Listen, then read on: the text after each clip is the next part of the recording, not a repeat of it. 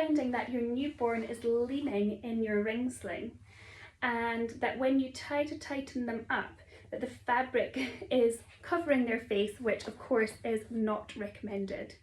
Well, I'm going to show you a hack so that you can avoid this happening.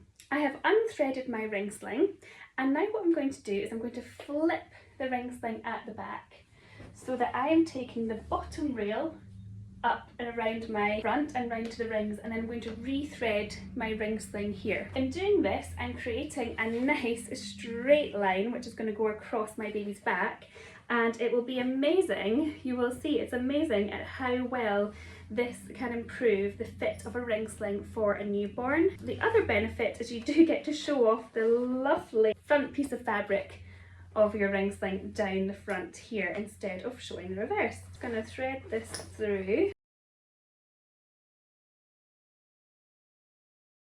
Rings go up onto my shoulder. I'm going to make sure I've got a nice pouch ready for baby. Tighten the bottom rail a little bit so that you don't have to do a lot of tightening once you get baby in, and the fabric will go into their knee pit and nice and snug, and then you want to have enough of a pouch for baby. Gather everything into a nice bunch of fabric like a rope. Make sure your rings are nice and high on your shoulder, and then you can get baby.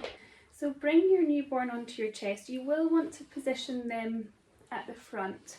This is obviously a slightly bigger doll than a tiny new baby, about 2 to 3 months old, but we are sitting them onto the chest in a nice deep M position where the knees are higher than their bottom. You want to make sure that that ring sling rope pass is all bunched in under the knees. Get them nice and comfortable. You can rock them and pat them and bounce them a little bit until they settle, and then we're going to take that top pass up, making sure that you're not retwisting or untwisting anything that you've just done, and take that up and over baby's back.